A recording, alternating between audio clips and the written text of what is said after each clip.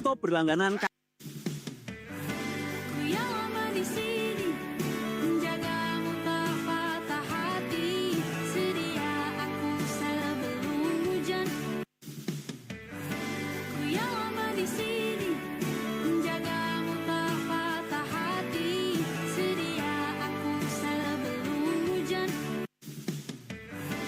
Ku yang lama di sini, menjagamu tak patah hati. This is the most relaxed.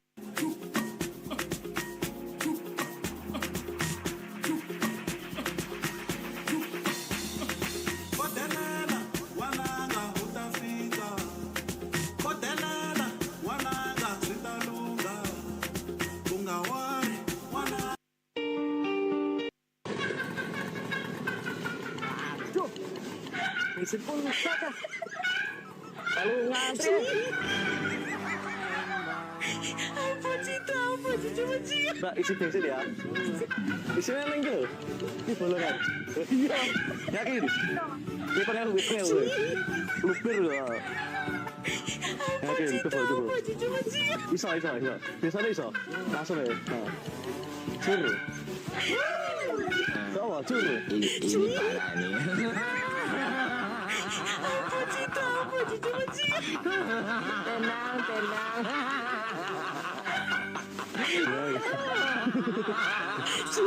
Aman. Atur suun, Mbak. Cari mobil ya. Udah kalah ya. Oke. Makasih, Mbak. Berantal. Awas. Apa cita, apa cuma cita. Oke, ternyata kita beli bensin dilayani tuh loh. Mobil belinya di kota. Dan yuk, ayo.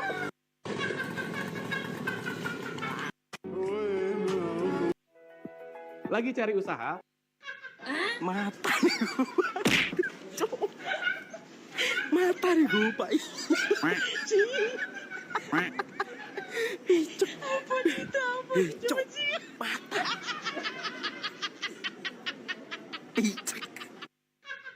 Mata nih gue.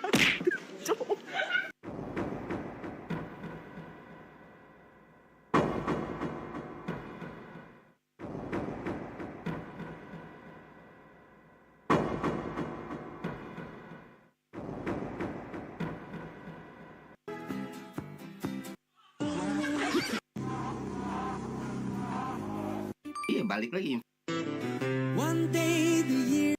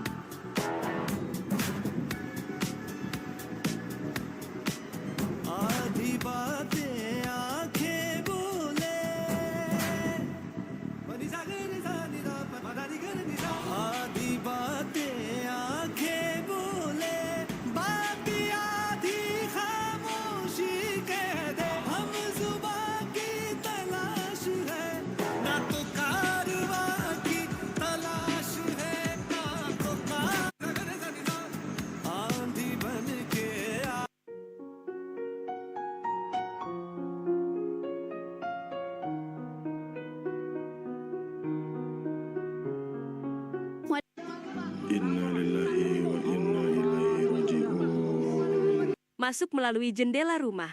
Pria ini terlihat menenteng golok hendak melakukan perampokan. Namun pelaku seketika ketakutan karena ada seekor kucing yang mengejarnya. Lokasi kejadian berada di Desa Cepu, Kota Sabulu Salam, Aceh. Masuk melalui jendela rumah. Pria ini Ya Allah, semoga ada orang baik yang melihat video ini. Berikanlah orang baik ini kesehatan.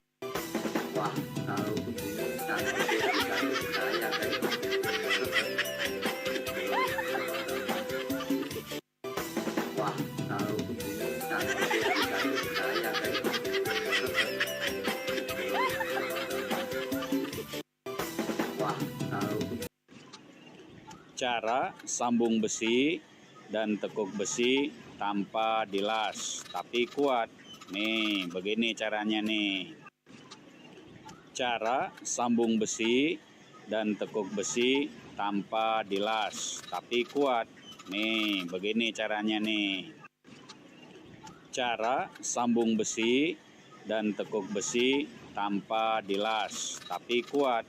Nih, begini caranya. If you use ChatGPT for Pegang. Dia lari ke depan, dia ngejar motor itu. Ya Tuhan, Mas, hati-hati. mas awas. Jatuh. Polisi. Telepon. Polisi. Pegang. Dia lari ke depan, dia ngejar motor itu. Ya Tuhan, Mas, hati-hati. mas awas. Jatuh. Polisi. Telepon. Polisi. Pegang.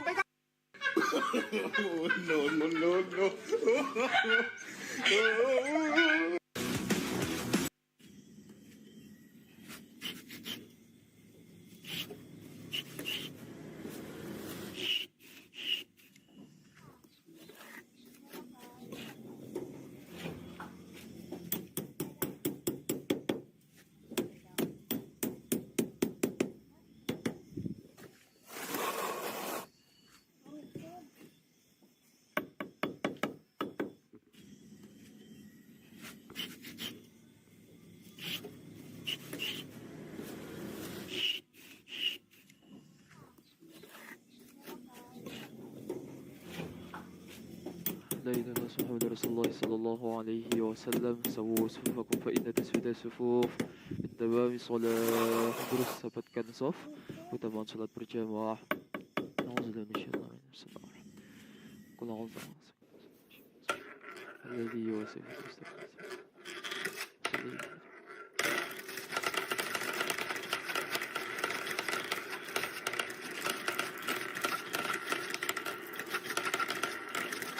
Allahu Akbar. Atau mobil dan motor kamu sering longgar? hati kecil hati.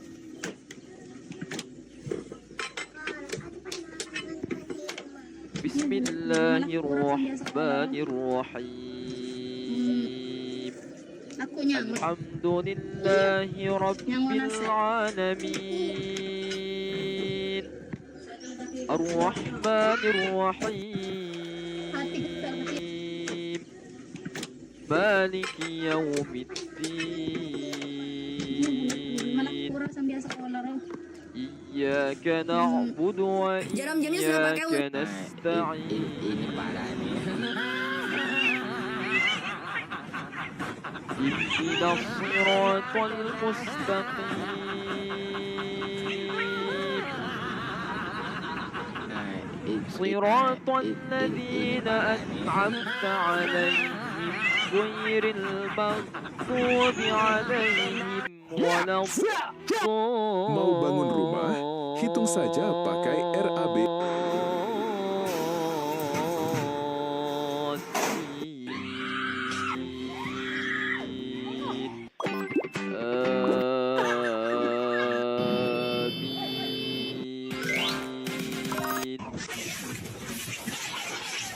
Pertarungan balas dendam di antara seekor kucing melawan dua ekor garangan, yang dipicu gara-gara seekor garangan mau mencuri telur ayam yang digagalkan oleh seekor kucing yang sedang berjaga-jaga di sekitaran telur ayam itu guys. Setelah kejadian itu garangan itu ليسوا سواء من أهل الكتاب أمة قائمة يتلون آيات الله آناء الليل وهم يسجدون يؤمنون بالله واليوم الآخر ويأمرون بالمعروف وينهون عن المنكر ويسارعون في الخيرات وأولئك من الصالحين وما يفعلوا من خير فلن يكفروه والله عليم بالمتقين.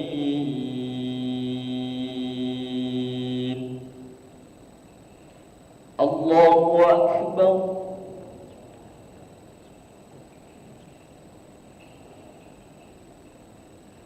سمع الله لمن حمده.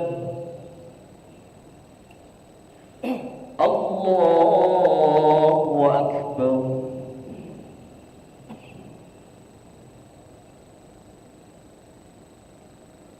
الله أكبر.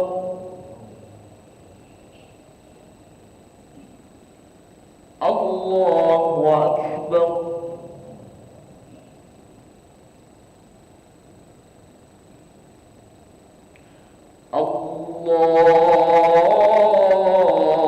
الله أكبر. بسم الله الرحمن الرحيم. الحمد لله رب العالمين. الرحمن الرحيم. مالك يوم الدين.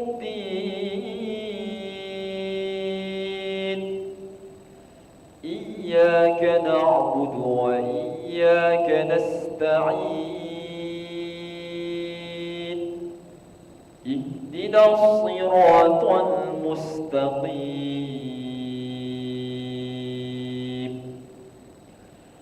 صراط الذين أنعمت عليهم غير المغضوب عليهم ولا الضالين.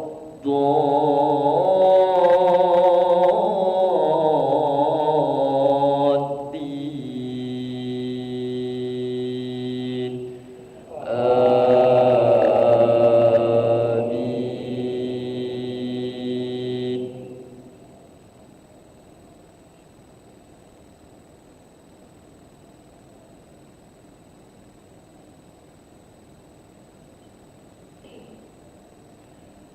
إن الذين كفروا لن تغني عنهم أموالهم ولا أولادهم من الله شيئا وأولئك أصحاب النار هم فيها خالدون. مثل ما ينفقون في هذه الحياة الدنيا كمثل ريح فيها صر أصابت حرث قوم ظلموا أنفسهم فأهلكته وما ظلمهم الله ولكن أنفسهم يظلمون. الله أكبر.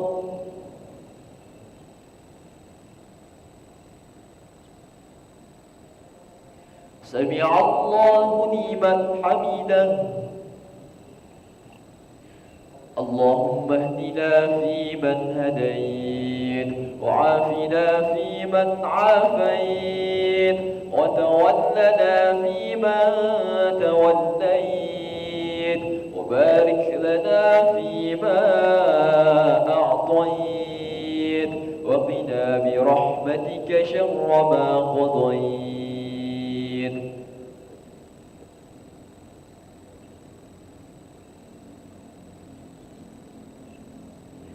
وصلى الله على سيدنا محمد النبي الأمي وعلى آله وصحبه وبارك وسلم. الله أكبر.